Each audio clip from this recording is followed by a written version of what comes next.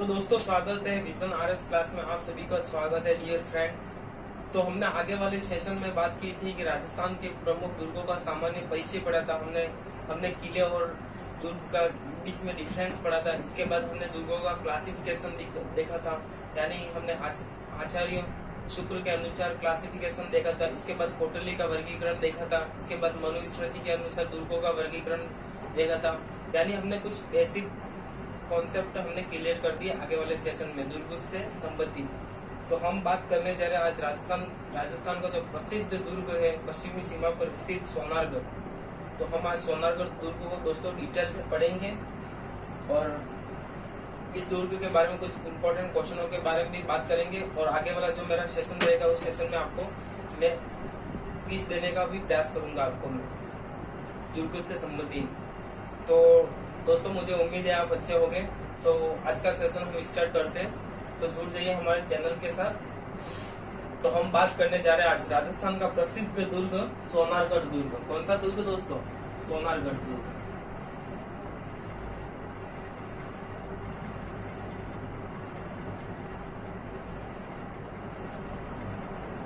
और दोस्तों सोनारगढ़ दुर्ग कहाँ स्थित है? जैसलमेर में। कहाँ स्थित है? जैसलमेर।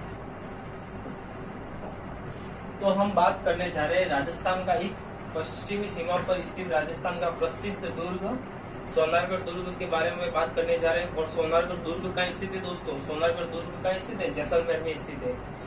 अब ये सोनारगढ़ दुर्ग जैसलमेर में स्थित है, तो हम पहले कुछ जैसलमेर के बारे में जनरल परिचय देखते हैं। तो दोस्तों जब 1155 का जिक्र होता है, जब 1155 और 56 की बात करें, तब यहाँ के स्थानीय शासक थे भाटी राजवंश के शासक थे यहाँ के जैसल भाटी।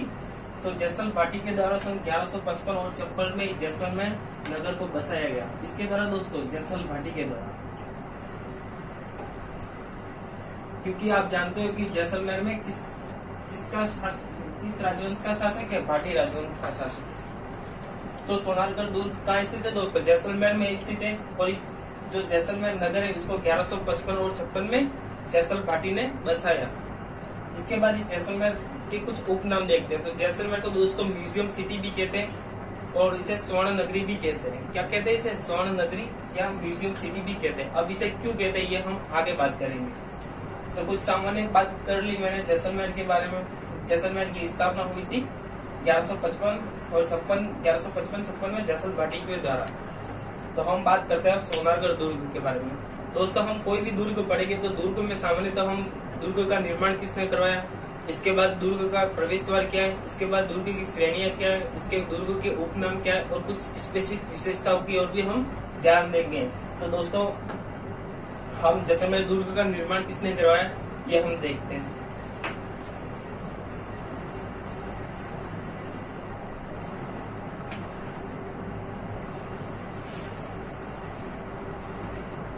तो दोस्तों ये है हमारा जैसलमेर का दुर्ग। आपको अच्छे से दिख रहा होगा स्लाइड पे, अच्छे से आपको जैसलमेर दुर्ग का चित्र दिख रहा होगा आपको दोस्तों। तो इतना ये भव्य और जैसलमेर का दुर्ग है जिसने इतिहासकारों ने कई कहावतें कही है इस दुर्ग के बारे में, जो हम आगे पढ़ेंगे। तो हम बात करते हैं आगे जैसलमेर दुर्ग के निर्माण के बारे में।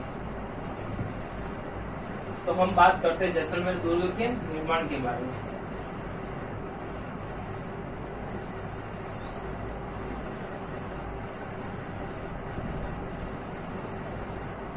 तो दोस्तों 1155 की बात करें तो 1155-56 में जैसलमेर नगर किसने बसाया था? जैसल भाटी ने बसाया था।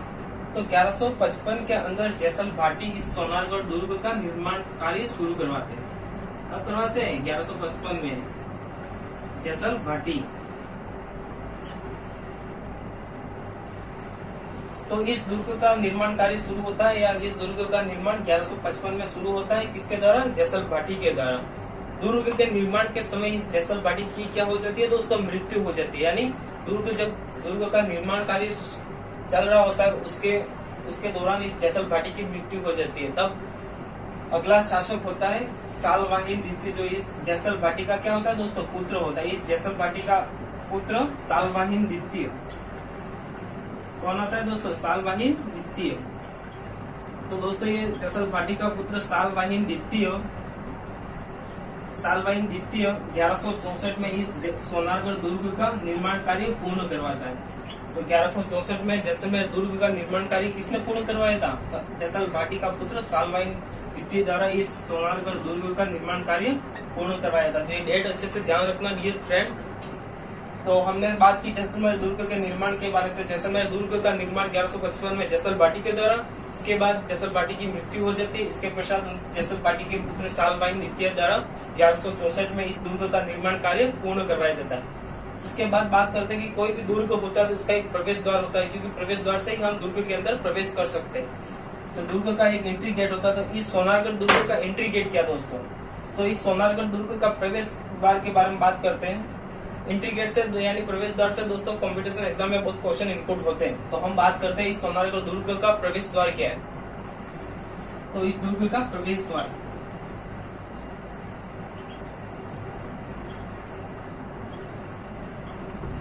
तो दोस्तों इस दुर्ग का प्रवेश द्वार है अक्षय पोल। कौन सी पोल दोस्तों? अक्षय पोल। यानी इस दुर्ग का प्रवेश द्वार कौन सा होगा दोस्तों? अक्षय पोल। इसके बाद इस दुर्ग की श्रेणी की बात करें कि दुर्ग की श्रेणी के अंतर्गत रखा गया। तो श्रेणी की जब बात करते दोस्तों, श्रेणी की बात करते हैं तो ये सोनारगढ़ दुर्ग धानवन श्रेणी के अंतर्गत आता है। धानवन श्रेणी के अंतर्गत आता है। कौन सी श्रेणी के अंतर्गत आता है दोस्तों? ये सोनारगढ़ दुर्ग या जैसलमेर दुर्ग धानवन श्रेणी के अंतर्गत आता है। अब धानवन का अर्थ तो आपको पता ही होगा, मैंने अगले सेशन में बताया था धानवन का मतलब क्या होता है। तो ओके कोई बात नहीं डियर फ्रेंड, मैं एक बार फिर से रिपीट करता हूँ धानवन का मतलब क्या होता है। समतल भूमि पर निर्मित जो दुर्ग होते हैं उसे हम किस श्रेणी में रखते हैं? धानवन श्रेणी में रखते हैं। यानी समतल भूमि पर निर्मित ऐसे दुर्ग जिसे हम क्या कहते हैं? धानवन। तो हम इसे धानवन को मतलब समतल सूर्य पर जो निर्मित दुर्ग होगा इसको हम किस में रखेंगे? धानवन श्रेणी में। किस में रखेंगे दोस्तों? समतल भूमि पर निर्मित दुर्ग धानवन श्रेणी के अंतर्गत। लेकिन कुछ अफवाह है दोस्तों, क्योंकि ये सोनारगढ़ दुर्ग इसके आसपास कुछ पहाड़ियां भी स्थित है। लेकिन सर्वमान्य बुक एनसीईआरटी और आरबीएससी के अनुसार धानवन श्रेणी बताई गई है। तो एनसीईआरटी और आरबीएससी के अनुसार धानवन श्रेणी बताई गई, इसलिए हम इसे क्या ध्यान में रखेंगे? इसकी श्रेणी कौन सी ध्यान में रखेंगे दोस्तों? सोनारगढ़ दुर्ग की श्रेणी ध्यान में रखेंगे, धानवन श्रेणी। दोस्तों श्रेणी से कॉम्पिटिशन एग्जाम में क्वेश्चन न के बराबर क्वेश्चन इनपुट होता है, क्योंकि एक दुर्ग की कई श्रेणियां हो सकती है। इसलिए कंपटीशन एग्जाम में आपको एग्जामिनर इस तरीके का क्वेश्चन नहीं पूछेगा। तो हमने बात की निर्माण की, बात की प्रवेश द्वार की बात की, अब श्रेणी की बात की। अब इस सोनारगढ़ दुर्ग के उपनाम के बारे में बात करें दोस्तों।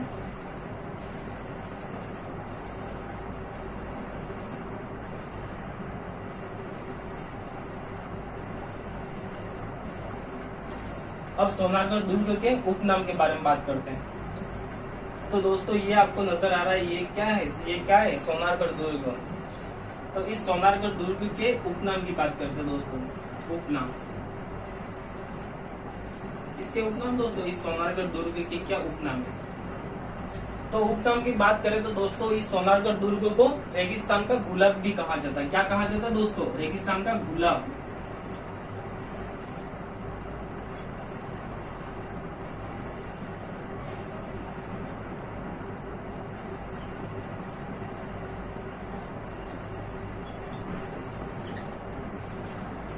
इस दुर्ग को रेगिस्तान का गुलाब भी कहा जाता है। आप पूछेंगे कि आप ये रेगिस्तान का गुलाब क्यों कहा जाता है इस सोनारगढ़ दुर्ग को?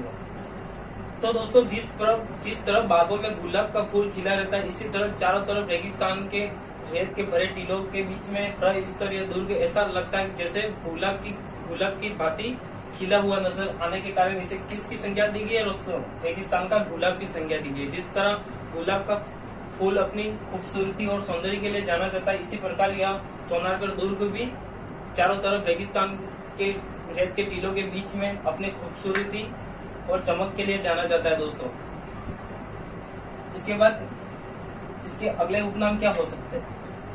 तो इसे दोस्तों घोरागढ़ भी कहते हैं। क्या कहते हैं? घोरागढ़। इस दुर्ग को क्या कहते हैं? घोरागढ़।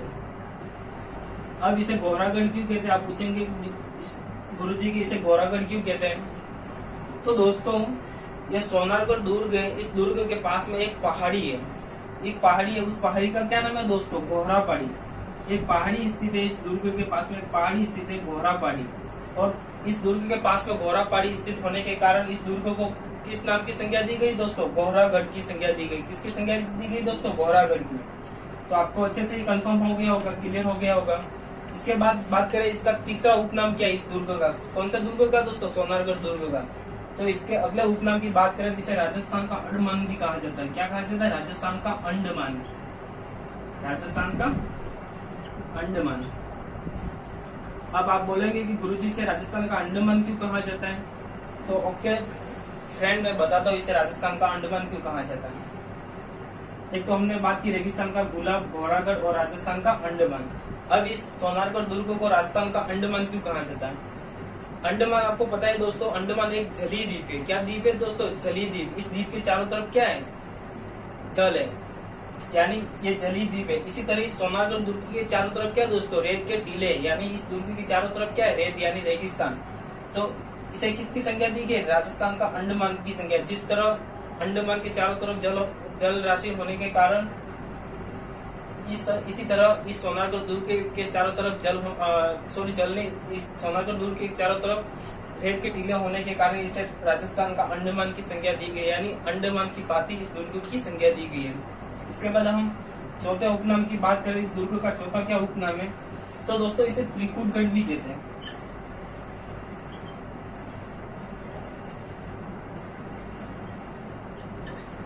अब इसे त्रिकुटगढ़ क्यों कहते हैं? क्योंकि दोस्तों ये त्रिकुटगढ़ के अंदर ही गोहरा पहाड़ी आती है। गोहरा पहाड़ी किसमें आती है? त्रिकुट पर्वत के अंदर ही ये गोहरा पहाड़ी आती है। यानी इस दुर्ग के पास में एक और पहाड़ी है। कौन सी? त्रिकुट पहाड़ी। त्रिकुट पहाड़ी होने के कारण इसे कौन सी संज्ञा दी गई दोस्तों? कौन सी संज्ञा दी गई? त्रिकुटगढ़ की संज्ञा दी। किसकी संज्ञा दी गई? त्रिकुटगढ़ की संज्ञा दी।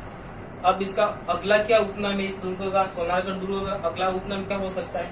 तो अगला उपनाम में इसे गलियों का किला भी कहते हैं दोस्तों। क्या कहते हैं? गलियों का किला।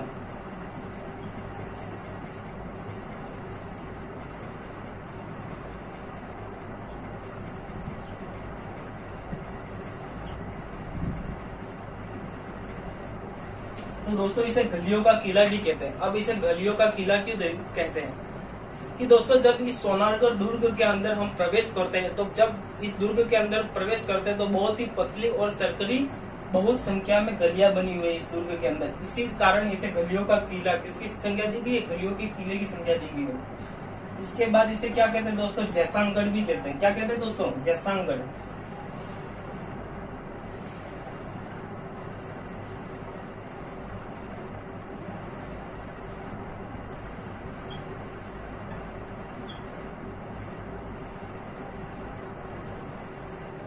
इसे क्या कहते हैं दोस्तों? जैसांगढ़ भी कहते हैं। अब आप बोलेंगे जैसांगढ़ क्यों कहते हैं?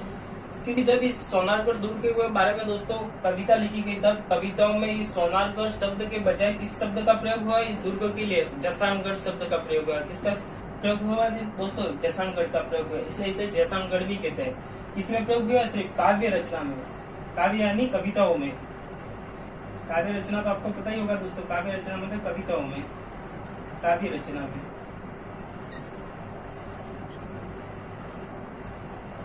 तो ओके, ये आपको जैसांगढ़ क्यों कहते हैं आपको अच्छे से समझ में आ गया। इसके बाद इसे पश्चिमी सीमा का प्रहरी भी कहते हैं। क्या कहते हैं दोस्तों? पश्चिमी सीमा का प्रहरी। ये तो आपको मैंने पहले बताया था क्यों कहते हैं। तो इसे क्या कहते हैं दोस्तों? पश्चिमी सीमा का प्रहरी या रक्षक या प्रवेश द्वार भी कहते हैं। एक ही शब्द है, प्रहरी। तो इसे पश्चिमी सीमा का प्रहरी क्यों कहते हैं? क्योंकि जब पश्चिमी सीमा से प्रवेश करते हैं तो मार्ग में सर्वप्रथम कौन सा दुर्ग आता है? सोनारगढ़ दुर्ग आता है।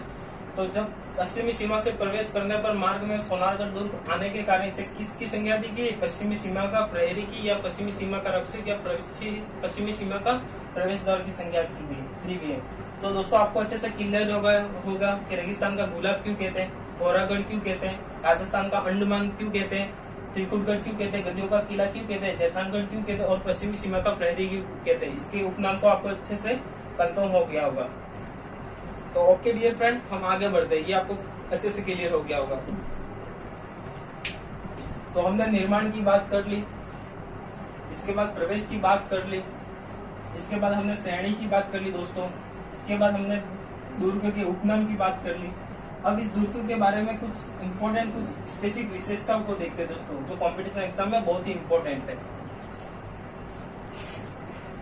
तो दोस्तों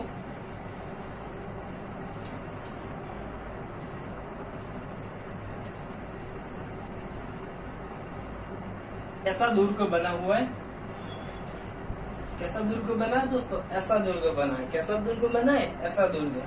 तो ऐसा दुर्ग बना है। कौन सा दुर्ग बना है दोस्तों? सोनारगढ़, जिसे जैसानगढ़ भी कहते हैं। अब इसकी स्पेसिफिक विशेषता, तो दोस्तों राजस्थान का एकमात्र दुर्ग है ये, राजस्थान का एकमात्र दुर्ग जिसकी छत किससे निर्मित है दोस्तों? जिसकी छत लकड़ी से निर्मित, यानी लकड़ी यानी काष्ठ से निर्मित है। तो सोनारगढ़ राजस्थान का एकमात्र ऐसा दुर्ग है जिसकी छत किससे निर्मित है दोस्तों? लकड़ी से निर्मित है। किससे निर्मित है? लकड़ी से निर्मित। तो छत लकड़ी से निर्मित।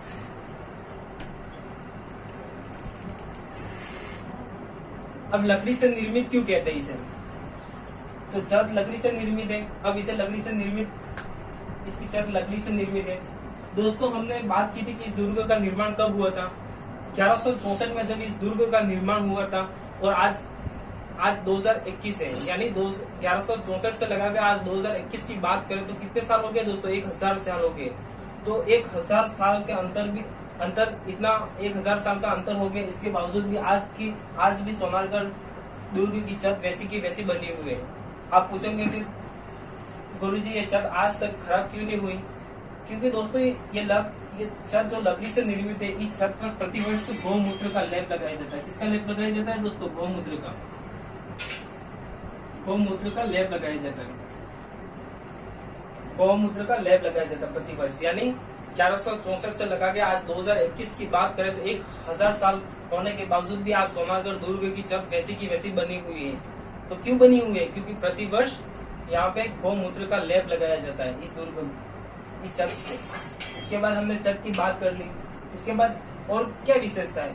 ये जो दुर्ग है, इस दुर्ग के चारों तरफ परकोटा बना है। उसकी आकृति क्या है दोस्तों? तो इस दुर्ग के चारों तरफ परकोटा बना है। इस दुर्ग के चारों तरफ परकोटा बना। अब परकोटा क्या होता है? परकोटा मतलब दोस्तों दीवार, सीधा सा मतलब है परकोटा यानी दीवार। यानी इस दुर्ग के चारों तरफ जो दीवार बनी है उसकी आकृति क्या है? यानी परकोटा की आकृति क्या है? या परकोटे की आकृति क्या है?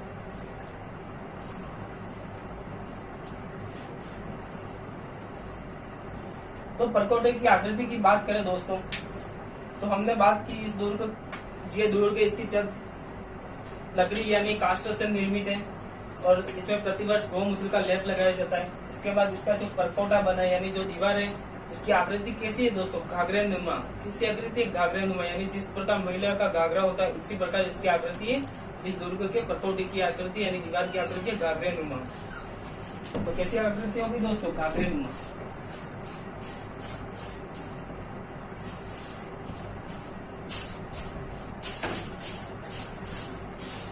तो दोस्तों आकृति कैसे होगी? घाघरे नुमा। कैसी आकृति है दोस्तों? घाघरे नुमा। अब इसे घाघरे नुमा की और इसे महिला का घाघरा वस्त्र, जिस प्रकार महिला का घाघरा वस्त्र होता है इसी प्रकार यह दुर्ग के चारों तरफ प्रकट होने के कारण इसे घाघरे नुमा कहा गया। और घाघरे नुमा को दोस्तों क्या कहा है? घाघरा कोट या कमर कोट भी कहा गया। क्या कहा गया है दोस्तों? घाघरा कोट या कमर कोट। घाघरा कोट या कमर कोट की भी संख्या दी गई है दोस्तों।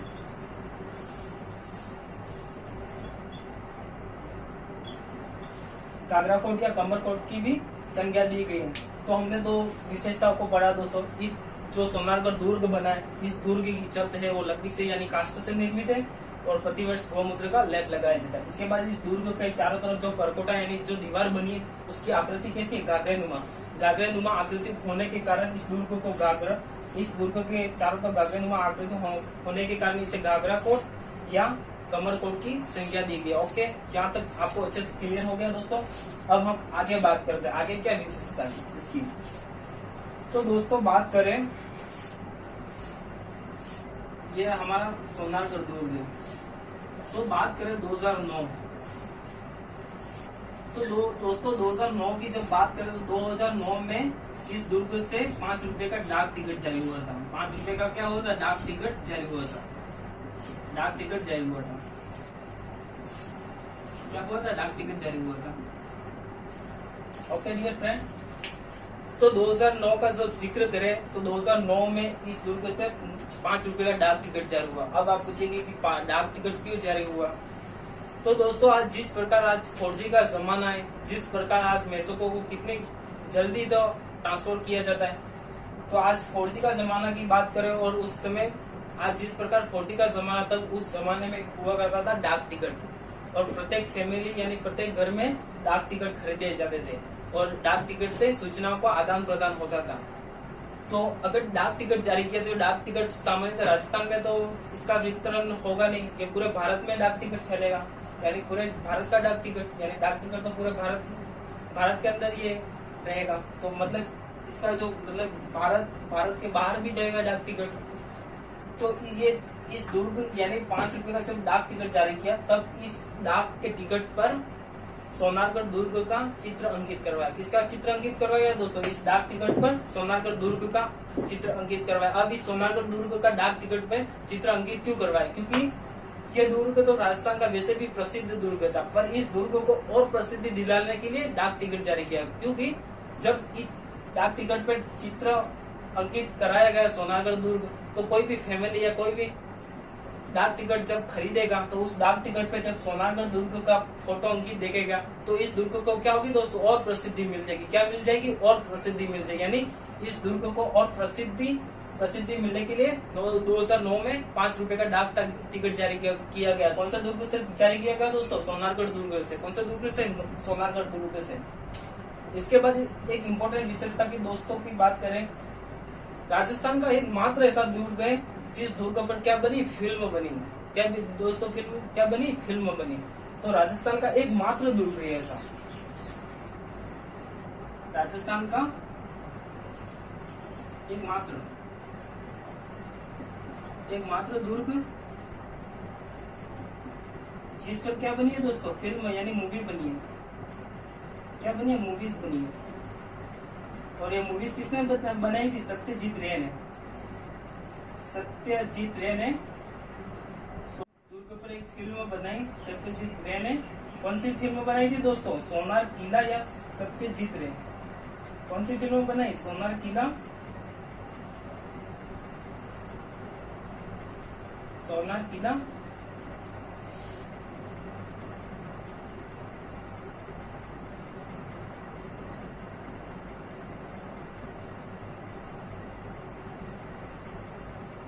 सोनार किला या सत्यजीत रे?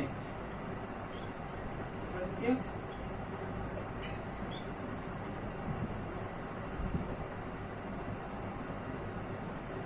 तो दोस्तों राजस्थान का एक मात्र ऐसा दुर्ग है जिस पर क्या बनी? मूवीज बनी। राजस्थान का एक मात्र दुर्ग जिस पर मूवीज बनी, और ये मूवीज किसने बनाई थी? सत्यजीत रे ने सोनारगढ़ दुर्ग पर एक मूवीज बनाई। उस मूवीज को क्या कहा गया? सोनार किला या सत्यजीत रे मूवीज। अब ये मूवीज क्यों बनाएगी? क्योंकि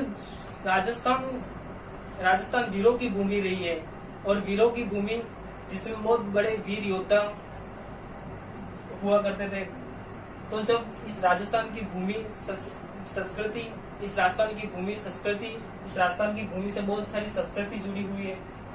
तो यह जो फिल्म है ये राजस्थान की संस्कृति को अच्छे से क्लियर करती है। यानी दोस्तों राजस्थान की जो संस्कृति है, हमारी जो धरोहर है, उन धरोहर को ये जो फिल्म है ये सामने लाई। राजस्थान की धरोहर और संस्कृति को इस फिल्म के द्वारा बताया गया। तो बात करें राजस्थान का एक मात्र दुर्ग जिसकी 36 से निर्मित लकड़ी या काष्ठ से निर्मित है, और गौमूत्र का प्रतिवर्ष स्लैब लगाया जाता है। इसके बाद बात करें तो इस दुर्ग के चारों तरफ जो परकोटा यानी इस दुर्ग के चारों तरफ जो दीवार बनी है वो कैसी है? घाघरेनुमा आकृति होने के कारण इसे घाघरा कोट या कमर कोट की भी संज्ञा दी गई है। किसकी दोस्तों संज्ञा दी गई है? घाघरा कोट या कमर कोट की भी संज्ञा दी गई। इसके बाद बात करें 2009 में इस दुर्ग को और प्रसिद्धि दिलाने के लिए इस दुर्ग से 2009 में 5 रुपए का डाक टिकट जारी हुआ। कितने रुपए का? 5 रुपए का डाक टिकट जारी। और राजस्थान का एक मात्र ऐसा दुर्ग है जिसने जिसमें राजस्थान की संस्कृति और धरोहर को अंकित करने वाली फिल्म सत्यजीत रे ने सोनार किला या सत्यजीत रे फिल्म बनी। राजस्थान की पहली फिल्म जो दुर्ग पे बनी, सोनारगढ़ दुर्ग राजस्थान का एकमात्र दुर्ग है जिस पर क्या मूवीज बनी, यानी राजस्थान की धरोहर को अंकित किया गया है। तो आपको यहाँ तक तो अच्छे से क्लियर हो गया होगा दोस्तों, मुझे पता है। इसके बाद इस दुर्ग की अगली विशेषता की बात करें तो इस दुर्ग में सर्वाधिक कितने बुर्ज स्थित है दोस्तों? 99 बुर्ज। तो इस दुर्ग में सर्वाधिक 99 बुर्ज स्थित है। क्या स्थित है दोस्तों? बुर्ज। अब बुर्ज क्या होता है? तो जो सैनिक होते थे, जो रक्षा यानी रक्षा के लिए तैनात होते, सुरक्षा के लिए तैनात होते थे, उसके लिए जो एक मंदिर टाइप का जो भवन बनाया दिया जाता है उसे क्या कहते हैं दोस्तों? बुर्ज कहते हैं। क्या कहते हैं? बुर्ज कहते हैं। तो इस दुर्ग में सर्वाधिक 99 बुर्ज बने। कौन से दुर्ग में बने दोस्तों? इस सोनारगढ़ दुर्ग में। तो बात कर ली राजस्थान में सर्वाधिक बुर्ज किस दुर्ग में स्थित है? सोनारगढ़ दुर्ग में स्थित है, सर्वाधिक 99 बुर्ज।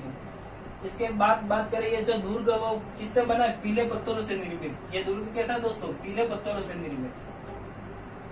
किससे निर्मित है दोस्तों? पीले पत्थरों से निर्मित। या हम आगे बात करते हैं। यहाँ तक आपको अच्छे से क्लियर हो गया?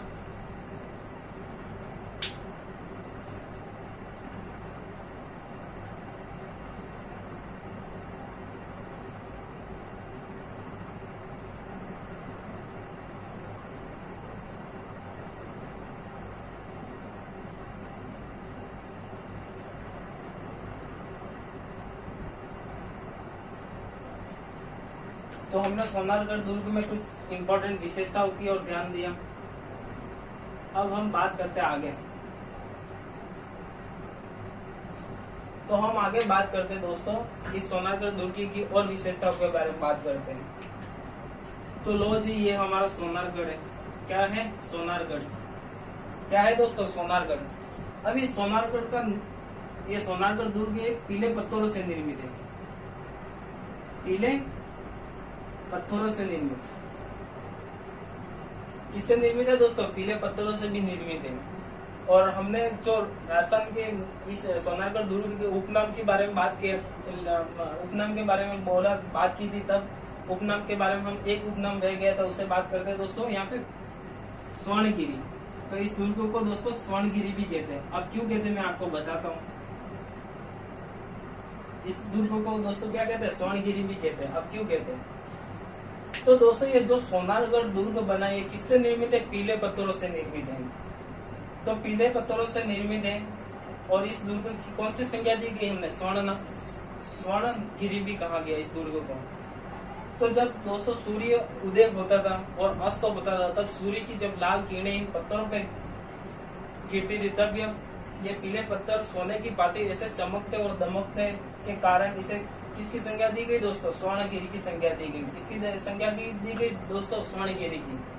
तो क्या आपको यहाँ तक क्लियर हो गया? इसके बाद एक स्पेसिफिक विशेषता दूसरी है इस दुर्ग के बारे में, इम्पोर्टेंट विशेषता दोस्तों, यहाँ पे स्टार लगा दीजिएगा। किसका? स्टार लगा दीजिएगा।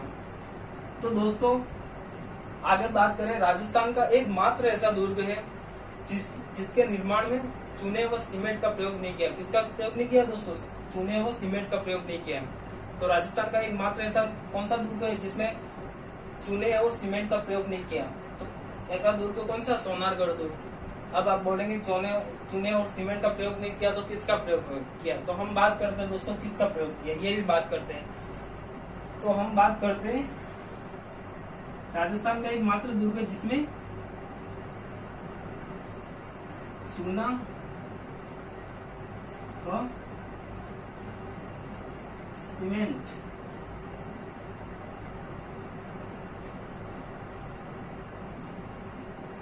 का प्रयोग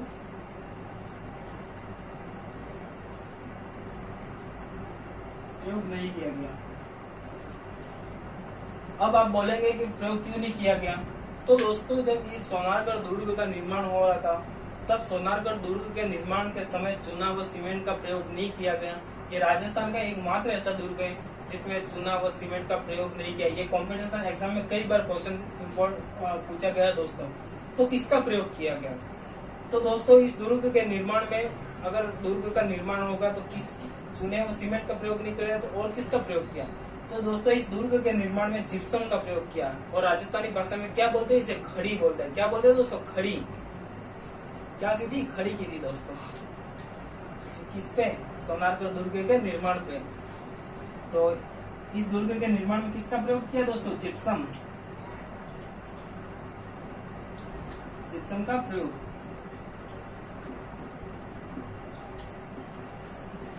तो हमने बात की जिप्सम का प्रयोग किया इस दुर्ग के निर्माण में।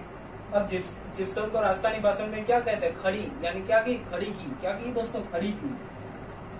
तो यहाँ तक आपको क्लियर हो गया। इसके बाद बात करें दोस्तों, इस दुर्ग के पास में एक पेयजल स्त्रोत है। कौन सा स्थल है दोस्तों, पेयजल स्त्रोत। ये बीएसटीसी में क्वेश्चन पूछा गया दोस्तों। इस दुर्ग के पास में एक पेयजल स्थित है, घड़ीसर झील। घड़ीसर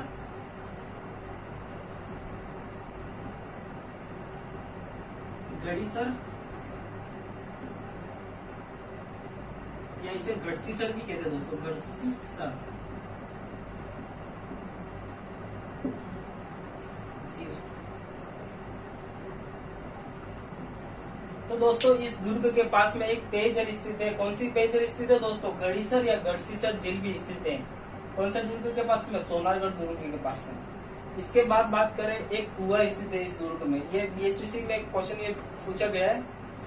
अब हम बात करते हैं एक दूसरा पेयजल स्थित है इस दुर्ग में। कौन सा पेयजल स्थित है, इस दुर्ग में एक पेयजल स्थित है, जैसलूप कुआं। जैसलूप कुआं, जैसलूप कुआं। कौन सा कुआं दोस्तों, जैसलूप कुआं। तो एक पेयजल दूसरा स्थित है, जैसलूप कुआं।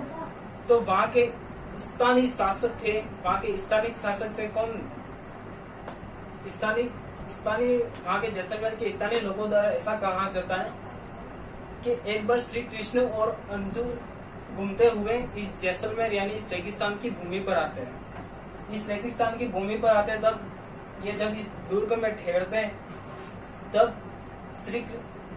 तब अर्जुन श्री कृष्ण से कहते हैं कि कलयुग में हमारे वंशज इस रेगिस्तान की भूमि पर राज करेंगे। ऐसा जब श्री कृष्ण से अर्जुन कहते हैं, तब इन श्री कृष्ण और अर्जुन दोनों की बात होती है।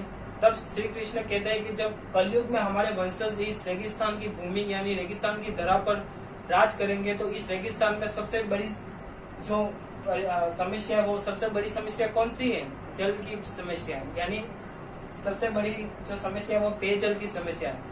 तब ऐसा कहा जाता है कि श्री कृष्ण ने अपने सुदर्शन चक्र का प्रयोग करते हुए इस जैसलूप कुआं का निर्माण करवाया था। किसका निर्माण किया था, जैसलूप कुआं। तो ये श्री कृष्ण के सुदर्शन चक्र से निर्मित है। किससे निर्मित है, सुदर्शन चक्र से। सुदर्शन चक्र से। ओके डियर, यहाँ तक अच्छे से समझ में आ गया। जैसलूप कुआं का निर्माण श्री कृष्ण के सुदर्शन चक्र से निर्मित, श्री कृष्ण के सुदर्शन चक्र से। लिख देना यहाँ पे देख सकते हैं, आपको अच्छे से दिखेगा। ऐसे क्लियर करता हूँ, स्क्रीनशॉट ले लेना। आपको अगर अच्छा लगे तो, नहीं अच्छा लगे तो कोई बात नहीं दोस्तों, और पढ़ते रहिए, अपने माता पिता का सपना पूरा कीजिए। वो कब से आस देख रहे हैं आपकी सक्सेस होने की, तो आप अपनी से मेहनत में लग जाइए, मिशन आरएस के साथ जुड़िए। तो इस जैसलूप कुआं का निर्माण श्री कृष्ण के सुदर्शन चक्र से निर्मित। कौन सा कुआं था, जैसलूप कुआं। तो हमने बात कर ली पीले पत्थरों से निर्मित से, इसके बाद इसे स्वर्णगिरी भी कहा गया। इसके बाद चूने व सीमेंट का प्रयोग नहीं करके किसका प्रयोग किया गया था दोस्तों, जिप्सम का प्रयोग किया। इसके बाद इस सोनारगढ़ दुर्ग के पास में एक पेयजल स्त्रोत है। कौन सी पेयजल स्त्रोत है, गढ़ीसर या गढ़सीसर झील स्थित है।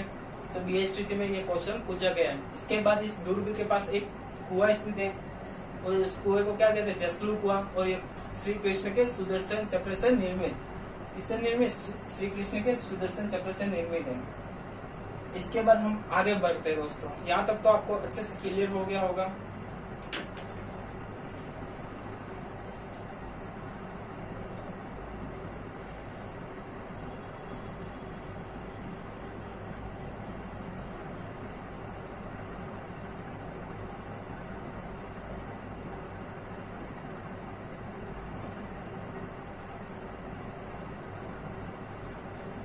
अब दुर्ग है तो दुर्ग के अंदर कुछ मंदिर भी होंगे दोस्तों, और मंदिर होंगे और दुर्ग के अंदर कुछ महल भी होंगे। तो हम बात करते हैं सोनारगढ़ दुर्ग में कुछ महलों की बात करते हैं दोस्तों। सोनारगढ़ दुर्ग में स्थित कुछ महल, तो हम बात करने जा रहे हैं सोनारगढ़ दुर्ग में स्थित कुछ महलों की बात करते हैं दोस्तों।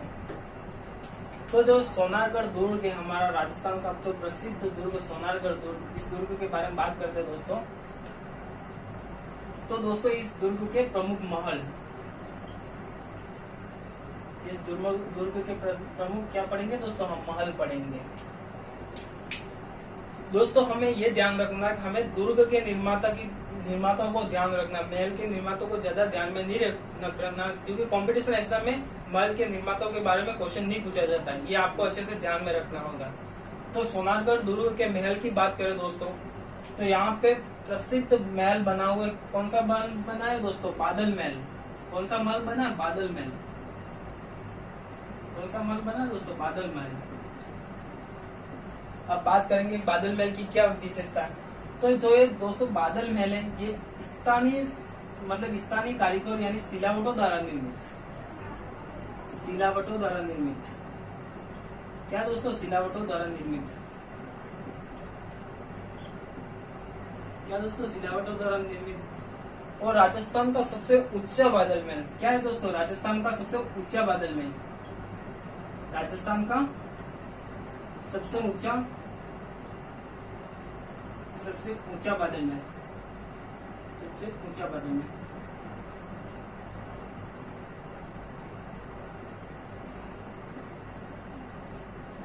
और 5 मंजिला महल है ये। कितनी मंजिला, 5 मंजिला महल। और इस महल के पास एक टावर स्थित है, ताजिया टावर। ताजिया टावर। तो दोस्तों बात कर रहे हैं हम बादल महल। सोनारगढ़ दुर्ग में प्रसिद्ध महल है बादल महल। कौन सा महल है, ये आपको अच्छे से चित्र में आपको अंकित नजर आ रहा होगा स्लाइड पे। ये रहा हमारा बादल महल। तो दोस्तों बादल महल यूं तो कहा जाता है, यूं तो राजस्थान के लगभग सभी दुर्गों में बादल महल स्थित है। अब आप पूछ रहे होंगे बादल महल सभी दुर्गों में बादल महल ही क्यों नाम रखेंगे, क्योंकि हमारे जो पूर्वज यानी जो राजपूत योद्धा जो शासक हुआ करते थे, उनको थोड़ी पता था कि हमें कंपटीशन एग्जाम में ये क्वेश्चन आने वाले हैं और ये कंपटीशन एग्जाम में आने वाले, उनको पता होता तो ये अलग अलग नाम रखते महलों का। पर उन्हें ये पता नहीं था कि आगे हमारे वंशज ये इनके एग्जामों में पूछा जाएगा। पर हमें टेंशन लेने की जरूरत नहीं है, हम भी उन वीरों की संतान है। और वीर की संतान क्या होती है दोस्तों, वीर होती है। और सूर की संतान सूरवीर होती है, यानी राजस्थान की भूमि वीर योद्धाओं की भूमि रही है, सूरवीरों की भूमि है। तो हम बात करने जा रहे हैं बादल महल। ऐसा कहा जाता है कि जैसे कि राजस्थान के अधिकांश जो महल यानी जो महल या दुर्ग बने थे वो किस पे बने थे, पहाड़ी पे बने थे।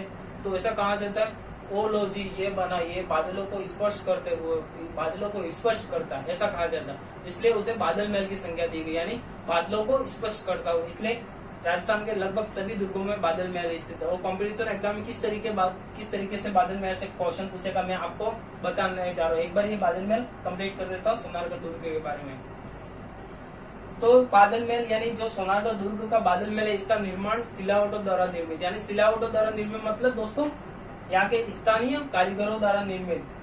सिलावटों द्वारा निर्मित, ये इसका मतलब यही है कि यहाँ के स्थानीय कारीगरों द्वारा निर्मित कौन सा महल है, बादल महल। इसके बाद राजस्थान का सबसे ऊंचा बादल महल है, 5 मंजिला बादल महल है। वो कौन सा बादल महल है, सोनारगढ़ दुर्ग का बादल महल।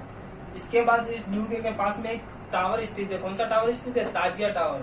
ये रहा आपकी स्लाइड पे ताजिया टावर, देखिए अच्छे से दिख रहा होगा आपको ताजिया टावर। इसके बाद हमने बात की बादल महल। इसके बाद दूसरा महल, इस दुर्ग का दूसरा प्रमुख महल कौन सा है, तो एक महल आता है शीश महल।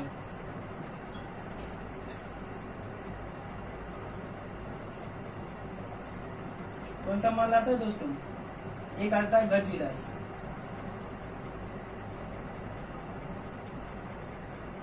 एक आता है जवाहर विलास। इस दुर्ग के प्रमुख महल है दोस्तों।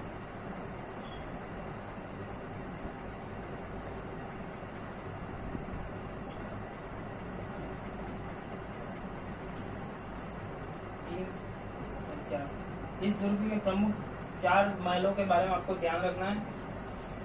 पहला महल बादल महल, दूसरा शीश महल, इसके बाद गज विलास, जवाहर विलास महल। ओके, तो आपको सीधा सा आपको पता है, मतलब जवाहर विलास मतलब इसका निर्माण किसने करवाया होगा? जवाहर सिंह ने करवाया था। किसने करवाया था? जवाहर सिंह ने। गज विलास यानी इसका निर्माण गज सिंह ने करवाया था। शीश महल यानी शीश महल का निर्माण किसने करवाया था? अखेर सिंह ने। किसने करवाया था? अखेर सिंह ने। आपको अच्छे से ध्यान रखना, शीश महल।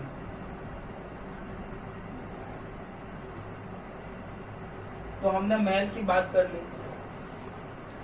अब कंपटीशन एग्जाम में महल से किस प्रकार के क्वेश्चन पूछते हैं दोस्तों, मैं बताऊंगा आपको। एक आपको बादल महल से पूछेगा कि राजस्थान का बादल महल है।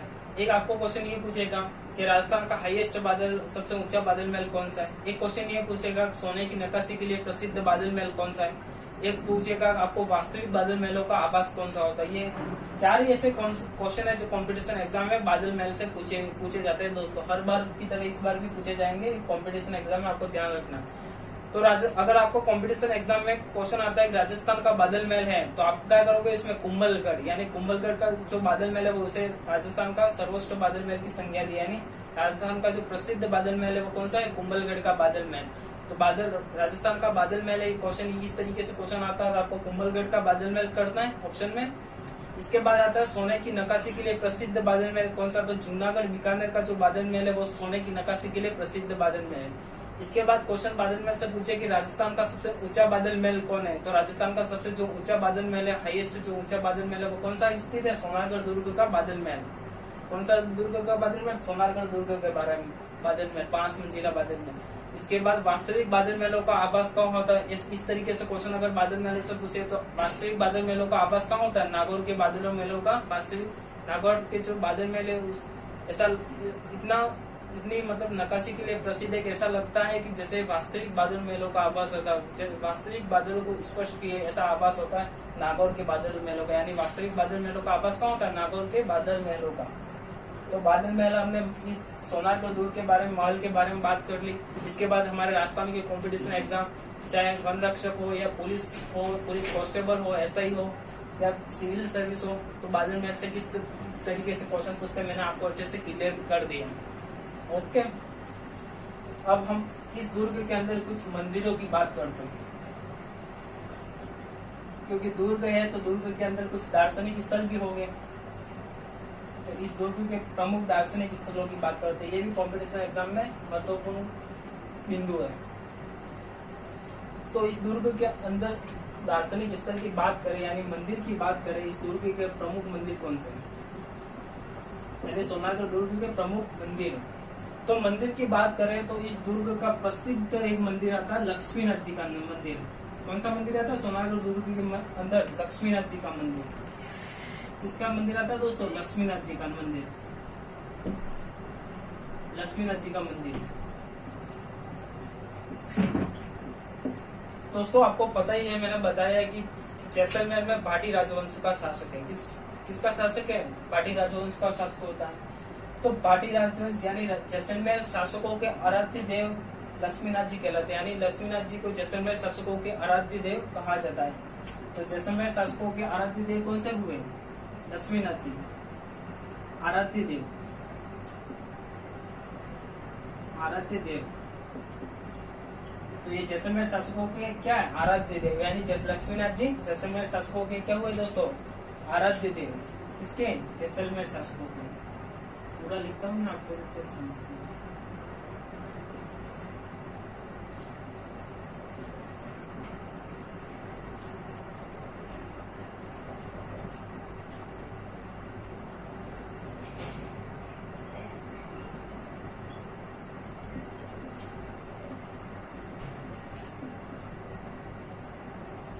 तो जैसलमेर शासकों के आराध्य देव कौन से हुए दोस्तों? लक्ष्मीनाथ जी।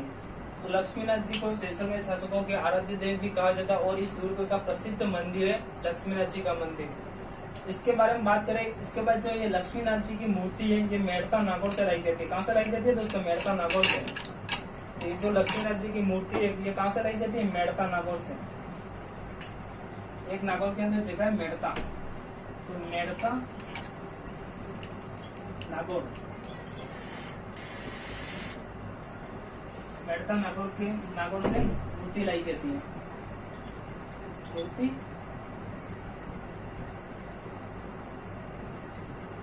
लाई जाती है। तो इस लक्ष्मीनाथ जी की मूर्ति मेड़ता नागौर से लाई जाती है और जैसलमेर शासकों के क्या आराध्य देव लक्ष्मीनाथ जी। इसके बाद इस दुर्ग का सबसे प्राचीन मंदिर आता है आदिनाथ का मंदिर। और आदिनाथ का मंदिर किसका है? जैन धर्म का, यानी जैन धर्म का प्रमुख मंदिर आदिनाथ जी का मंदिर स्थित है। इसके अंदर जैन धर्म का मंदिर, जैन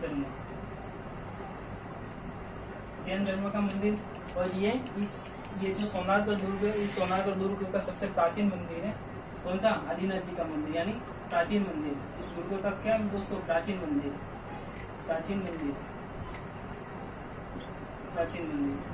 तो दोस्तों बात की हमने लक्ष्मीनाथ जी को जैसलमेर शासकों के आराध्य देव भी कहते हैं। अब आराध्य देव जैसलमेर में दोस्तों ज्यादातर बाटी राजवंश हुआ करता, तो बाटी राजवंश की कुल देवी कौन सी हुई? तो दोस्तों बाटी राजवंश की कुल देवी कौन सी थी? स्वांगिया माता। यानी बाटी राजवंश की अगर आपको कॉम्पिटिशन एग्जाम में क्वेश्चन इनपुट हो कि राजस्थान की कुल देवी कौन सी थी, जो बाटी राजवंश है उनकी कुल देवी कौन सी थी, तो बाटी राजवंश की जो कुल देवी थी वो स्वांगिया माता थी। और बाटी राजवंश के जो आराध्य देव कहे जाते थे वो कौन थे? लक्ष्मीनाथ जी क्या कहे जाते हैं? इस जैसलमेर यानी सोनारगढ़ जो दुर्ग है जो जैसलमेर के अंतर्गत आता है, तो जैसलमेर शासकों के आराध्य देव कौन से हुए? लक्ष्मीनाथ जी। और लक्ष्मीनाथ जी की मूर्ति कहाँ से लाई गई थी दोस्तों? एक नागौर के अंदर जगह है मेड़ता, यानी मेड़ता नागौर के अंदर इस लक्ष्मीनाथ जी की मूर्ति लाई गई। इसके बाद जैन धर्म के प्रवर्तक यानी जैन धर्म का प्रमुख मंदिर, प्रसिद्ध मंदिर जो भगवान आदिनाथ जी, ये इस दुर्ग का प्राचीन मंदिर है। किस दुर्ग का दोस्तों? सोनारगढ़ दुर्ग का प्राचीन मंदिर कौन सा है? आदिनाथ जी का मंदिर। इसके बाद इस दुर्ग के अंदर और भी मंदिर आते हैं। एक संतोषी माता का मंदिर भी इस दुर्ग के अंतर्गत आता है। इसके बाद स्वांगिया माता का मंदिर भी इस दुर्ग के अंतर्गत आता है। लेकिन जो प्रमुख जो इम्पोर्टेंट कंपटीशन एग्जाम में पूछे जाते हैं उसकी नजरिए से हमने बात की मंदिरों की, तो आपको ध्यान में रखना संतोषी माता और स्वांगिया माता ये भी मंदिर इस दुर्ग में स्थित है। तो हमने मंदिर की बात की। इसके बाद हम बात करते हैं इस दुर्ग के बारे में, आगे बढ़ते दोस्तों।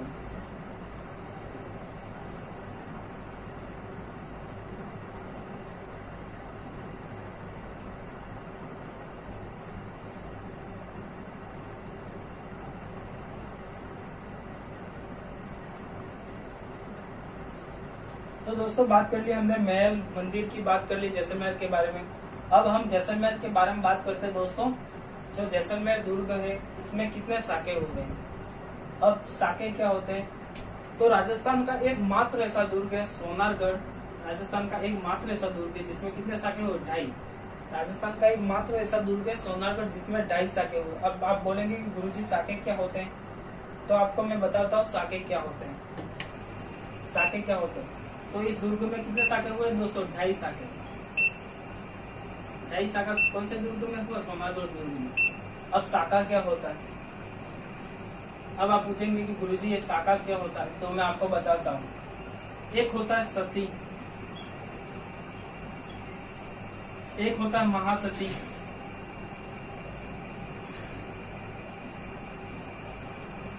एक होता है आसती,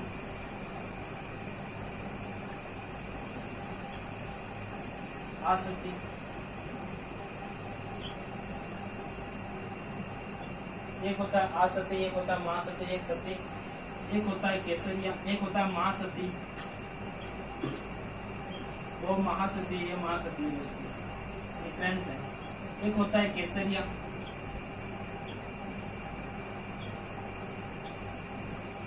एक होता है जोहर,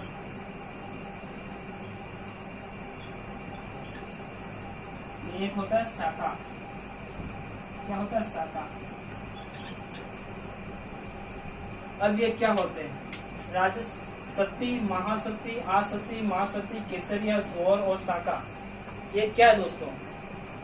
दोस्तों ये सती, महासती, आसती की बात करें, यानी महासती, आसती और सती की बात करें तो राजस्थान की कण कण और रोम रोम में सती, महासती, आसती और केसरिया, जोहर और शाखा बसे हुए हैं। तो हम सती की बात करते हैं। सती की परिभाषा क्या है दोस्तों? हमने बात की सोनारगढ़ दुर्ग के बारे में, 2.5 साके हुए। साके क्या है? साके पढ़ने से पहले हम पढ़ेंगे सती।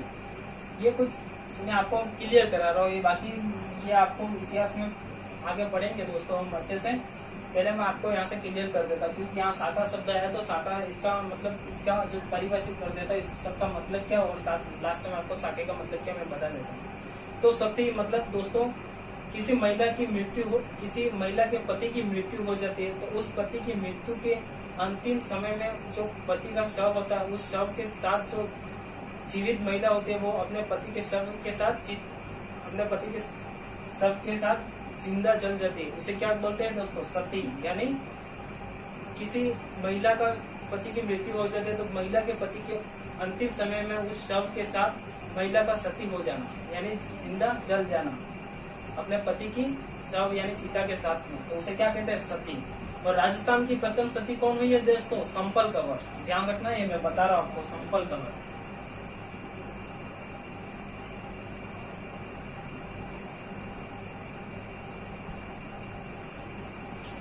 कौन सी सती हुई है दोस्तों, संपल कंवर।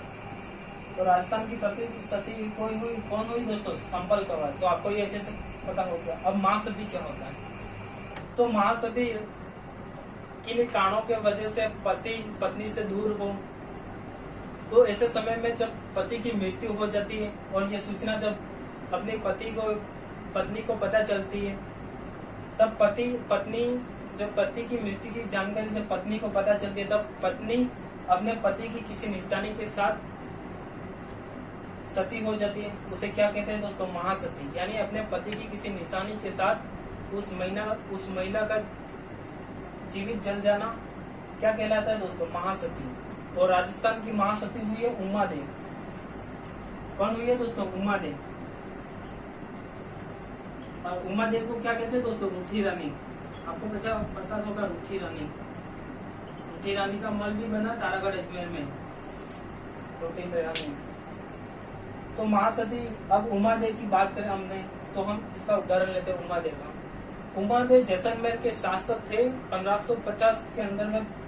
1500 की बात करें, 1550 के लगभग की बात करें तो जैसलमेर के शासक थे राव लूणकरण। तो राव लूणकरण की पुत्री थी उमा देव दोस्तों। कौन थी, उमा देव। और उमा देव का विवाह होता है जोधपुर के शासक मालदेव। किसके साथ विवाह होता है दोस्तों, मालदेव। तो मालदेव के साथ विवाह होता है, तो विवाह के कुछ समय के पश्चात ही इस मालदेव और उमा के बीच में असंबंध, यानी इस मालदेव और उमा के बीच में झगड़ा हो जाता है किसी कारण को लेकर। तो जब उमा देव और इस मालदेव के बीच में जब झगड़ा हो जाता है तब उमा देव रूट के कहाँ चली जाती है दोस्तों, तारागढ़ अजमेर चली जाती है। तब तारागढ़ अजमेर चली जाती है तो आप बोलेंगे गुरुजी क्या मालदेव ने उमा को मनाने का प्रयास नहीं किया। दोस्तों मालदेव ने बहुत प्रयास किया उमा को मनाने के लिए। तब मालदेव का एक सैनिक था ईश्वर बारट। तो मालदेव अपने सैनिक ईश्वर बारट को प्रशिक्षण देते हैं कि आप जाओ तारागढ़ अजमेर और उमा को मना के लाओ, और उमा से ऐसी बातें करो कि उमा वापिस जोधपुर लौट के आ जाए।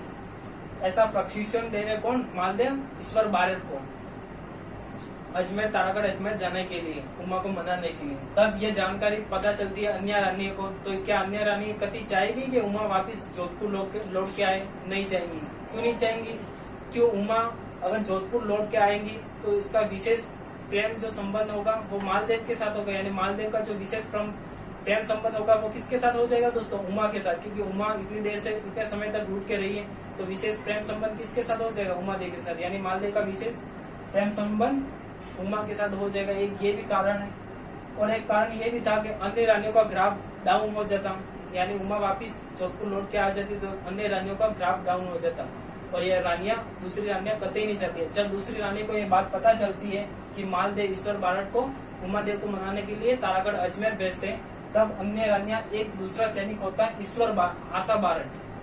आशा बारट को ऐसा कहती है कि आप जाओ तारागढ़ अजमेर और उमा से ऐसी बात कहो कि उमा जीवन भर कभी जोधपुर लौट के ही नहीं आए, जीवन भर कभी जोधपुर लौट के ही नहीं आए। ऐसा प्रशिक्षण रानियां देती है आशा बारट को। यानी जो मालदेव होता है वो तो बेच रहा है ईश्वर बारट को, और अन्य रानियां किसको बेच रही है, आशा बारट को। और आशा बारट को रानियां कहती है कि आप ईश्वरी बारट से पहले जाओ तारागढ़ अजमेर और उमा से ऐसी वार्ता, यानी ऐसी बात को उमा कभी आजीवन लौट के आए नहीं जोधपुर। तब आशा बारट, ईश्वर बारट से पहले आशा बारट पहुंच जाते हैं कहाँ पे दोस्तों, तारागढ़ अजमेर, और उमा को जाके बोलते हैं कि मान तजे तो पीऊ तजे तो मान, दोनों खम्बड़ खाई होए एक खम्बड़ खान। यानी मान तजे तो पीऊ तजे तो मान, दोनों खम्बड़ खाई होए एक खम्बड़ खान। यानी उमा को बोलते हैं कि मान तजे तो पीऊ तजे, यानी उमा अगर तेरे को मान सम्मान चाहिए तो अपने अपने पिया का त्याग करना है। पीऊ तजे यानी अपने पिया का त्याग करना पड़ेगा। या फिर अगर मान तजे तो पीऊ तजे, यानी पीऊ तजे तो मान, यानी अगर तुम्हें अपना पति चाहिए तो अपना मान सम्मान को त्याग करना पड़ेगा। और इन दोनों में से तुम्हें कोई एक बात करनी है, यानी दोनों खम्बड़ खाई हो एक खम्बड़ खान, यानी दोनों में से एक बात करनी है। अगर तुम्हें अपना मान सम्मान चाहिए उमा, तो तुम जोधपुर यानी अपने पिया का त्याग करना पड़ेगा। अगर तुम्हें मान सम्मान नहीं चाहिए और अपने पिया को चाहिए तो मान सम्मान को छोड़ना पड़ेगा। इन दोनों में से एक बात करो। ऐसा ईश्वर जब आशा बारट उमा को बोलता है ऐसा दुआ, तब उमा क्रोधित हो जाती है और उमा कसम खाती है कि मैं आजीवन कभी जोधपुर की धरा यानी जोधपुर में आजीवन में जोधपुर कभी लौट के आऊंगी नहीं, ऐसा आशा बारट को उमा कहती है। इसके बाद आशा बारट वापिस चले जाते हैं। इसके बाद ईश्वर बारट लाखों प्रयत्न करते हैं उमा को मनाने के बाद, इसके बाद भी उमा नहीं मानती है और आजीवन कभी जोधपुर की धरा पे लौट के वापिस नहीं आती है। और कुंदोज गांव पाली के अंदर ये उमा अपने पति मालदेव की केसरिया पकड़ी के साथ सती हो जाती है, जीवित सती हो जाती है। ऐसी महासती हुई थी हमारे इतिहास में प्रसिद्ध उमा देवी, जिसे हम क्या कहते हैं, रूठी रानी के नाम से जाना जाता है। तो आपको अच्छे से दोस्तों क्लियर हो गया होगा। दोस्तों मुझे आशा और उम्मीद है आपको अच्छे से समझ में आ रहा होगा, है ना दोस्तों। इसके बाद एक सती हुई आसती क्या होती है। ऐसी अवैवाहिक स्त्रियां किन्हीं कारणों के वजह से जीवित समाधि ले लेती थी, उसे क्या कहते हैं दोस्तों, आसती। और ऐसी आसती हुई है घेवरी बाई। एक गुजरात सीमा पर एक महिला हुआ करती थी दोस्तों, घेवरी बाई। कौन हुआ करती थी दोस्तों, घेवरी बाई। घेवरी बाई कौन हुआ करती थी, घेवरी बाई। तो आसती क्या होता है, मैं भी इसका उदाहरण देता हूं दोस्तों। जब राजसमंद झील का निर्माण हो रहा था, राजसिंह जब राजसमंद झील का निर्माण करवा रहा था, तब दिन में जब निर्माण कार्य शुरू होता, तो जब राजसमंद झील का निर्माण कार्य होता था, तब जब निर्माण कार्य चल रहा था, तब कुछ भूमिया लोग द्वारा रात में उस कार्य को नष्ट किया जाता था। और जब सैनिक होते हैं वो राजसिंह से जाके कहते हैं कि हम इस राजसमंद झील का निर्माण कार्य हम करने के बावजूद भी इस राजसमंद झील का निर्माण कार्य आगे नहीं बढ़ रहा है। ऐसा राजसिंह को जाके सैनिक बोलते हैं। तब राजसिंह बोलते हैं क्या कुछ भूमिया लोग आते हैं क्या यूं। तब सैनिक भी आश्चर्यचकित हो जाए। तब राजसिंह एक तांत्रिकों का गठन करता है। करके तांत्रिकों को राजसमंद झील के पास भेजता है। तब जब भूमिया के द्वारा जब रात में उस राजसमंद झील की पाल को राजसमंद के निर्माण कार्य को अवरुद्ध यानी नष्ट किया जाता, तब कुछ तांत्रिकों ने उस भूमिया को हैंग कर लिया। हैंग यानी उस भूमिया को पकड़ लिया, बंदी बना दिया। और उस भूमिया से पूछा कि क्या चाहता है भूमिया, तू इस राजसमंद झील के निर्माण कार्य को अवरुद्ध क्यों कर रहा, नष्ट क्यों कर रहा है, आगे क्यों नहीं बढ़ने दे रहा है इस राजसमंद झील के कार्य को। तब भूमिया कहता है कि कोई ऐसी महिला जिसके बाएं गाल पे क्या हो दोस्तों, काला तिल हो, जिसकी बाएं गाल पे काला तिल हो, यानी ऐसी अविवाहित महिला जिसके बाएं गाल पर काला तिल हो, ऐसी महिला यहाँ पे जीवित समाधि लगी तो ही इस राजसमंद झील का निर्माण कार्य आगे होगा।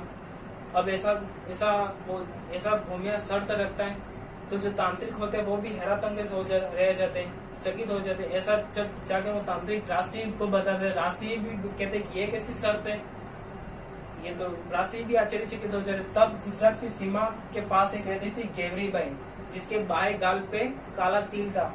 वो इस राजसमंद झील में जीवित समाधि लेती है और तब राजसमंद झील का निर्माण कार्य आगे बढ़ता है। और इसे क्या कहा गया दोस्तों, इतिहास में आसती कहा गया। क्या कहा गया, आसती। इसके बाद महासती क्या होती है। महासती से सीधा मतलब है दोस्तों, यानी किसी महिला के पुत्र की मृत्यु, यानी अपने पुत्र की मृत्यु के बाद वो जो महिला यानी जो माँ होती थी वो अपने पुत्र के शव यानी चिता के साथ जिंदा जल जाती थी, यानी अपने आप को मतलब सती हो जाती थी, उसे क्या कहते हैं दोस्तों, महासती। ऐसी महासती से मतलब किसी महिला के पुत्र की मृत्यु हो जाती तो उस महिला के पुत्र की मृत्यु के साथ उस माँ का, उस महिला जब उसके पुत्र की मृत्यु हो जाती तो अपने पुत्र के शव के साथ उस महिला का सती हो जाना क्या कहलाता है, माँ सती। और एक आता है केसरिया। अब केसरिया क्या होता है, तो हमारे राजपूत वीर योद्धा जब युद्ध भूमि में जाते थे तब केसरिया पगड़ी बांध के चले थे। कौन सी पगड़ी दोस्तों, केसरिया पगड़ी। तो जब राजपूत योद्धा युद्ध भूमि में जाते थे तब केसरिया पगड़ी बांधकर युद्ध भूमि में जाते हुए वीर गति को प्राप्त हो जाते थे, उसे क्या बोलते हैं दोस्तों, केसरिया। यानी केसरिया क्या हुआ, राजपूत योद्धा वीर युद्ध भूमि में लड़ते हुए वीर गति को प्राप्त हो जाना क्या कहलाता है, केसरिया। तो हमने बात कर ली केसरिया क्या होता है। इसके बाद होता है जोहर। अब जोहर क्या होता है, तो जो राजपूत योद्धा थे वो केसरिया पगड़ी बांध कर युद्ध भूमि में लड़ते हुए वीर गति को प्राप्त हो जाते थे। उनके पश्चात जो उनकी रानियां थी वो अपने पति की सतीत्व की रक्षा के लिए वो भी अग्नि जोहर या जल जोहर ऐसे ये भी जीवित सती हो जाती थी। तो ऐसी इस तरीके मतलब इसका मतलब ये हुआ कि अपने पति की मृत्यु के पश्चात अपने सतीत्व की रक्षा करने के लिए वो महिला भी सती हो जाती थी। और ऐसी सती हुई है, ऐसी उसे क्या कहा गया दोस्तों, इतिहास में जोहर कहा गया। क्या कहा गया, जोहर। इसके बाद साका, यानी साका का मतलब जब केसरिया और जोहर दोनों होता है इसे क्या कहते हैं दोस्तों, साका। यानी जब ये दोनों परिस्थिति बनती है, तब इसे क्या कहते हैं, साका। यानी वीर योद्धा जब युद्ध भूमि में लड़ते हुए वीर गति को प्राप्त हो जाता है, इसके पश्चात जो उनकी रानियां होती है वो अपने सतीत्व की रक्षा करने के लिए वो भी अग्नि जोहर, अग्नि में सती हो जाती है या जल में सती हो जाती है। इस तरीके से वो जीवित सती हो जाती है। ऐसी इसे अगर राजपूत योद्धा वीर गति को प्राप्त हो, उनके पश्चात उनकी रानियां जो सतीत्व की रक्षा यानी सतीत्व की रक्षा करने के लिए रानियां भी सती हो जाती तो उसे क्या कहा गया, शाका। क्या कहा गया दोस्तों, शाका। तो आपको ये अच्छे से क्लियर हो गया दोस्तों। तो राजस्थान का एकमात्र ऐसा दुर्ग है सोनारगढ़, जिसमें कितने साके हुए, 2.5 साके हुए। कितने साके हुए, 2.5 साके।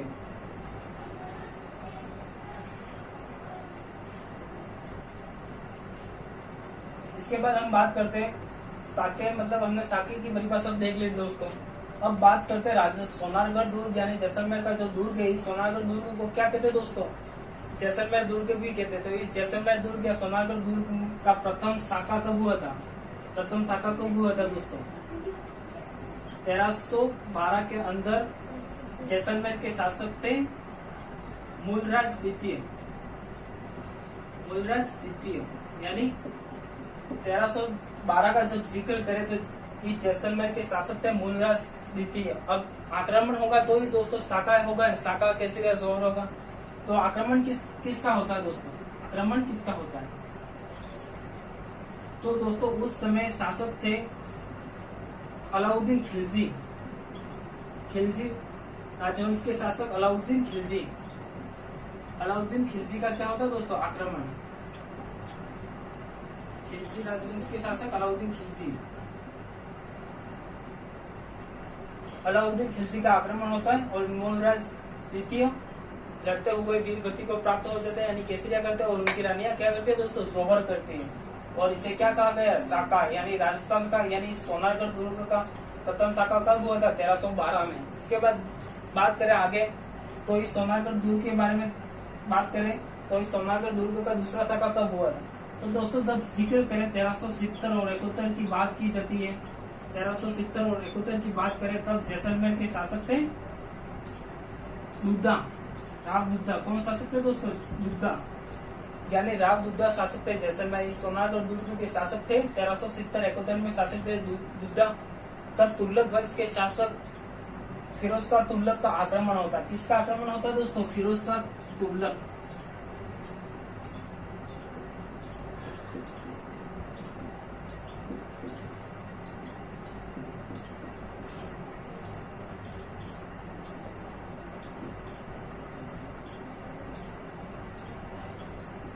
इस फिरोज शाह तुगलक का आक्रमण होता है और दूधा केसरिया करते हैं और उनकी रानियां जोहर करती हैं।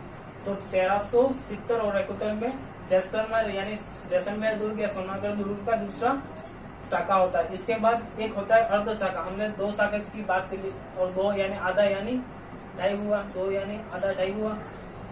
तो अर्ध शाखा यानी आधा। अब आधे की बात करें तो इसे क्या बोलते हैं? अर्ध शाखा। अब अर्ध शाखा क्या होता है? अर्ध शाखा क्या होता है? तो अर्ध शाखा उसमें उसे कहते हैं जिसमें अर्ध शाखा उसे कहते हैं जिसमें रानियां जिसमें वीर गति युद्ध करते हुए वीर राजपूत योद्धा वीर गति को प्राप्त हो जाते, लेकिन उनकी रानियां कुछ कारणों यानी कुछ रीजनों की वजह से सती नहीं हो पाती यानी जोहर नहीं कर पाती है। तो उसे क्या कहते हैं? अर्ध शाखा। सॉरी दोस्तों, मैंने वो आपको परिभाषा बताई थी, उसमें अर्ध शाखा के बारे में नहीं बताया। अर्ध शाखा का मतलब मैं बता देता हूँ, जिसमें अपने पति की मृत्यु होती है लेकिन महिला यानी जो रानियां होती है उनकी मृत्यु नहीं होती है किसी कारणों की वजह से। तब अर्ध शाखा कब होता है?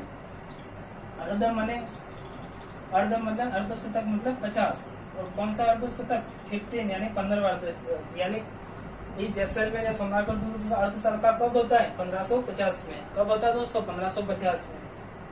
तो 1550 में इस जैसलमेर दुर्ग या सोनागढ़ दुर्ग का अर्ध शाखा होता है। तब यहाँ के शासक होते हैं राव लूणकरण। कौन होते हैं दोस्तों? राव लूणकरण।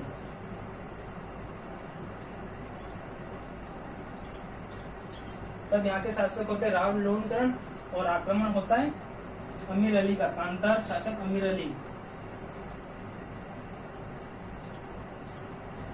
कांधार शासक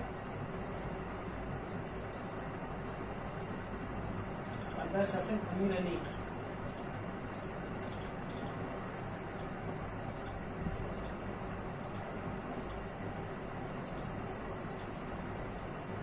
कांधार शासक अमीर अली का आक्रमण होता है दोस्तों। तो हमने बात की जैसलमेर का प्रथम शाखा हुआ 1312 में मुलराज तब जैसलमेर के शासक थे। इसके बाद आक्रमण हुआ अलाउद्दीन खिलजी का। इसके बाद जैसलमेर यानी सोनागढ़ दुर्ग का दूसरा शाखा होता है 1370 और 71 में। तब यहाँ के शासक होते हैं राव दुद्धा और आक्रमण होता है फिरोज शाह तुगलक। इसके बाद अर्ध शाखा होता है 1550 में राव लूणकरण और कंधार शासक अमीर अली का आक्रमण होता है। अब इसमें क्या हुआ अर्ध शाखा में बात करते हैं दोस्तों।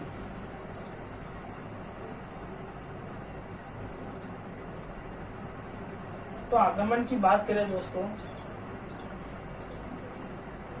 तो ये कांधार शासक पचीतर अमीर अली का आक्रमण होता है।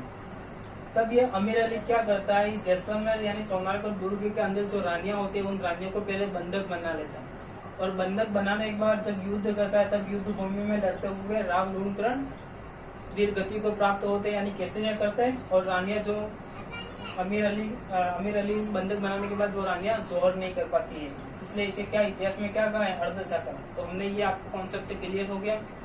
इसके बाद और क्या इम्पोर्टेंट है जैसलमेर दुर्ग के बारे में बात करते हैं दोस्तों। तो ये हमने बात की शाखा और अर्ध शाखा की बात की और 2.5 शाखा हुए विश्व इतिहास प्रसिद्ध राजस्थान में केवल 2.5 शाखा इसी दुर्ग से संबंधित है दोस्तों। कौन सा दुर्ग? सोनागढ़ दुर्ग से संबंधित। इसके बाद बोलते हैं इस दुर्ग में हस्तलिखित ग्रंथ एक सबसे बड़ा हस्तलिखित ग्रंथ है। क्या दोस्तों? हस्तलिखित ग्रंथ। और हस्तलिखित ग्रंथ की जैन भद्रसूरी का ग्रंथ है। जैन भद्रसूरी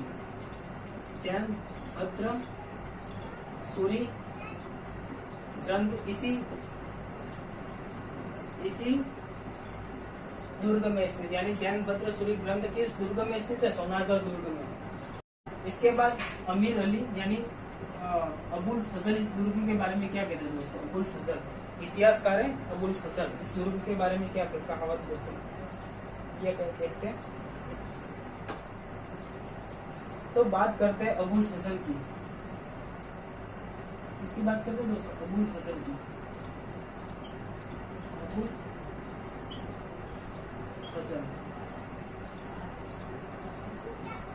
अबुल फजल इस सोनागढ़ दुर्ग के बारे में कहते हैं कि यहाँ जाने के लिए घोड़े के पैर और शरीर के एक कहावत कहते हैं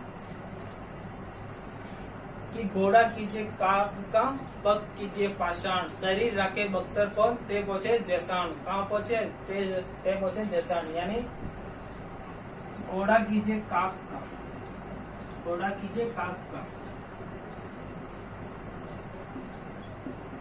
पग कीजिए पाषाण, पग कीजिए पाषाण, शरीर राखे बख्तर बंद, शरीर राखे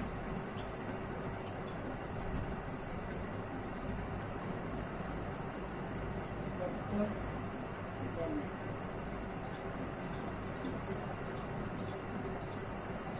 તે પછી પહોંચે जैसा। तो राजस्थान का प्रसिद्ध सोनारगढ़ दुर्ग के बारे में अबुल फजल ने कहा है कि घोड़ा कीजिए काक का, पग कीजिए पाषाण, शरीर राखे बख्तर बंद, ते पहुंचे जैसाण। कहाँ पहुंचे? ते पहुंचे जैसाण। ऐसा अबुल फजल कहते हैं। यानी इस दुर्ग में जाने के लिए घोड़े के पैर होने चाहिए और टांगे मजबूत होनी चाहिए और शरीर मजबूत हो तो ही इस दुर्ग में पहुंचा जा सकता है, ऐसा अबुल फजल कहते हैं। तो ओके, आज का सेशन हमारा खत्म होता है दोस्तों। सोनारगढ़ दुर्ग से संबंधित आज का सेशन खत्म होता है और आगे वाले सेशन में हम बात करेंगे प्रमुख दुर्ग, आगे वाले दुर्ग, राजस्थान के दूसरे दुर्गों के बारे में बात करेंगे। तो हमने राजस्थान के दुर्गों का सामान्य परिचय और आज सोनारगढ़ दुर्ग के बारे में बात की और आगे मैं आपको क्विज उपलब्ध कराऊंगा। इन दोनों वीडियो से संबंधित क्विज उपलब्ध होगी। तो थैंक यू दोस्तों, आप हमारे चैनल विजन आरएस के साथ जुड़ने के लिए थैंक यू। और मैं आपको यही कहना चाहूँगा कि अपने माता पिता का सपना पूरा कीजिए और आगे बढ़िए और नाम रोशन कीजिए, बस यही कहना चाहूँगा। तो दोस्तों गुड बाय, ध्यान रखिएगा अपना और मास्क पेन लगा के रखिएगा दोस्तों। इसी के साथ मैं आज का सेशन खत्म करता हूँ। ओके दोस्तों, गुड बाय।